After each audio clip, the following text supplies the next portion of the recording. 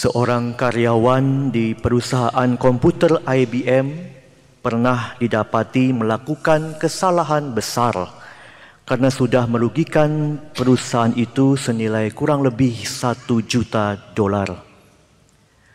Tom Watson yang adalah pendiri IBM akhirnya memintanya datang ke kantornya untuk menjelaskan apa yang terjadi. Setelah menjelaskan semuanya dan mengakui kesalahannya, ia mulai menyerahkan amplop yang berisi pengunduran dirinya. Lalu apa yang dilakukan oleh Tom Watson kepada karyawannya itu? Tom menolak dan mengembalikan surat itu kepadanya dan berkata, "Mengapa saya harus menerima surat pengunduran diri Anda? Baru saja saya menginvestasikan $1 juta untuk mendidik Anda." Inilah kisah terkenal dari Tom Watson yang dalam kepemimpinannya sudah berhasil membuat IBM berkembang menjadi perusahaan yang berjasa mempelopori berbagai layanan teknologi dan memperoleh banyak hak paten dalam teknologi komputer.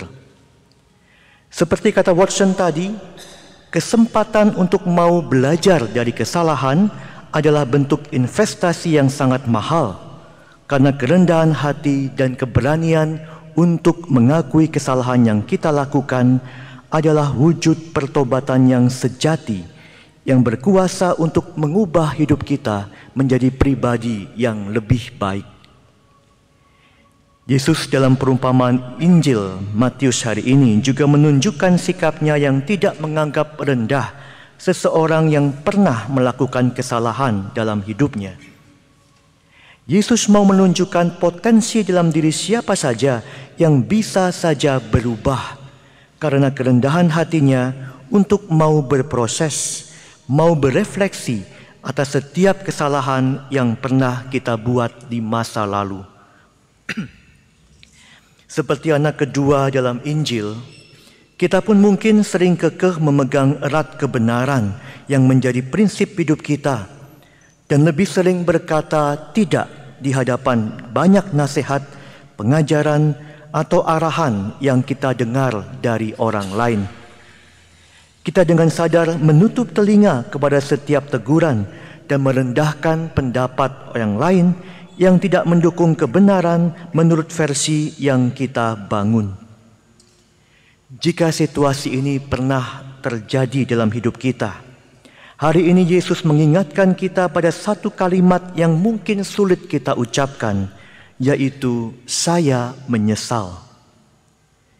Kalimat inilah yang memungkinkan anak kedua dalam Injil tadi akhirnya berbalik dari kesalahannya dan melakukan kehendak Bapanya.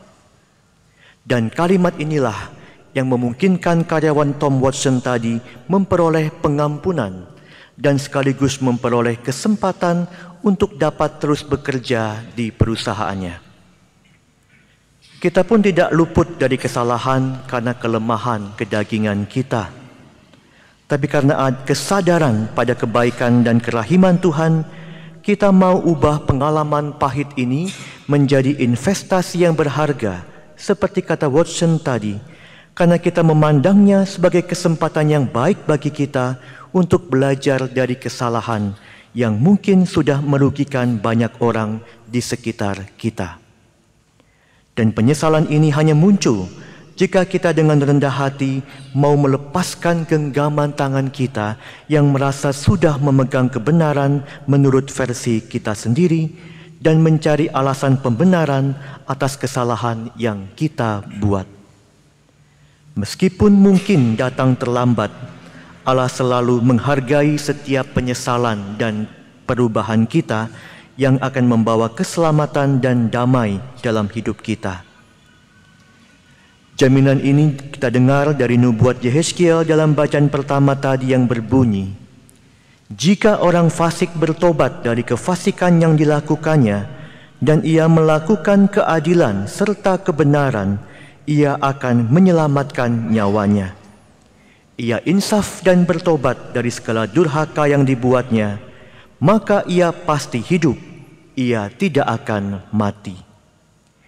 Inilah sikap belas kasih Allah yang diharapkan juga menjadi sikap kita sebagai pengikut Kristus. Jika Allah mengizinkan dan mengampuni kesalahan yang kita buat sebagai caranya untuk mendidik kita, maka kini giliran kita juga untuk mau mengampuni kesalahan orang lain yang mungkin berseberangan dengan pandangan kita dan yang sering berkata tidak ketika mendengar nasihat dan arahan yang kita berikan. Santo Paulus dalam bacaan kedua tadi menasihati kita agar hidup bersama kita sebagai satu keluarga Allah juga mencontoh sikap Yesus yang di dalamnya ada nasihat, penghiburan kasih, persekutuan roh, kasih mesra, dan belas kasihan. Situasi inilah yang juga tercipta di antara Tom Watson dan karyawannya tadi, sehingga terciptalah suasana perusahaan yang terus bertumbuh dan berbuah. Semoga gereja juga menjadi komunitas keluarga yang terdiri dari pribadi rendah hati yang mau menyesal dan belajar dari kesalahannya, sekaligus menjadi tempat yang penuh belas kasih yang memungkinkan seseorang memperoleh kesempatan untuk berubah dan berbuah. Dengan cara inilah, gereja akan selalu menjadi sakramen Kristus, yaitu tanda nyata bagi dunia yang selalu memancarkan kasih, pengampunan dan persaudaraan di dalam Kristus Yesus.